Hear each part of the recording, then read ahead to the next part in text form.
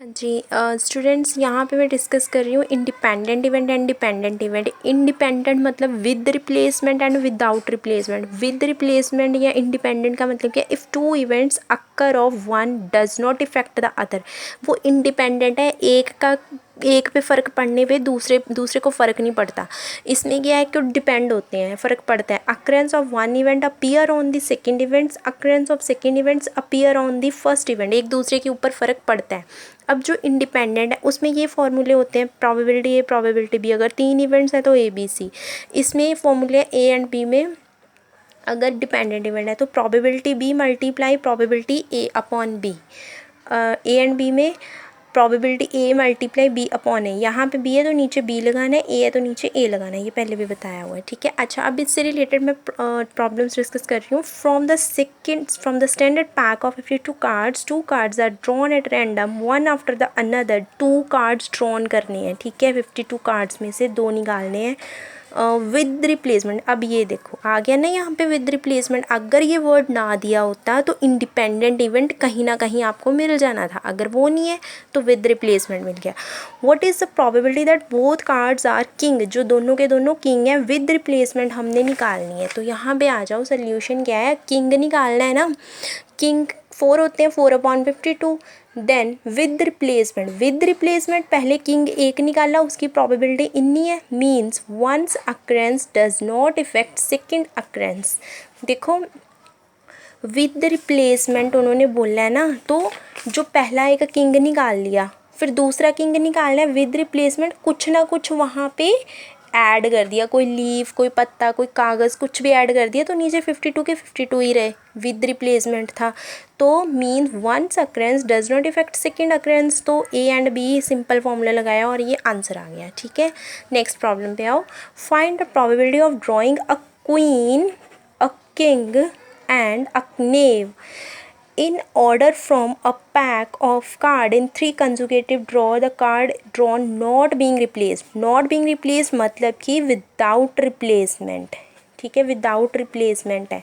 अच्छा, क्वीन की possibility 4/52, king की पॉसिबिलिटी 4/52। अब देखो यहाँ पे रिप्लेस नहीं किया, एक पत्ता निकाल लिया। जब दूसरा निकालने लगे तो टोटल जो पत्ते थे वो 51 हो गए, क्योंकि विदाउट रिप्लेसमेंट है। जब तीसरा निकाला उन्होंने पत्ता, ये जैक है, आप इसे जैक भी बोल सकते हो, ठीक है। अच्छा, तो 51 से 50 हो गए, ये भी विदाउट रिप्लेसमेंट की वजह से हुए हैं। तो king, queen, jack all different affected each other, एक दूसरे को इफेक्ट कर रहे हैं ना, प्रोबेबिलिटी चेंज हो रही है इनकी। सो यहाँ पे अप्लाई होएगा ये वाला फॉर्मूला।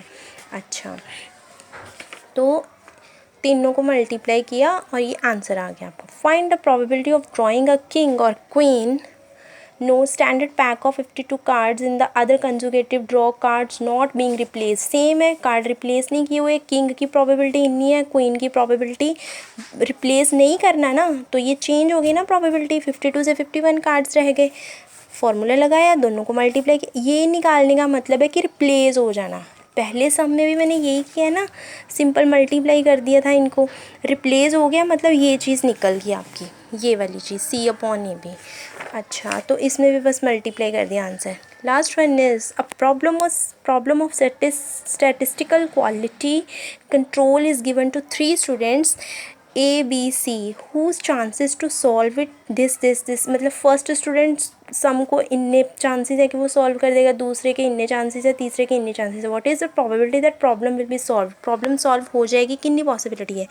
तो ए के चांसेस इतने हैं, ए की फेलियर के चांसेस, ये आपको मैंने मेथड या फॉर्मूला पहले करवाया हुआ है, बताया हुआ है कि प्रोबेबिलिटी होती है, प्रोबेबिलिटी नहीं होती, दोनों के एडिशन करके 1 होता है। तो इसका निकालना है, ये उधर चला जाएगा, इसका निकालना है वो, तो ये है। तो फेलियर की निकालनी है, 1 माइनस दिस, ये आ गया।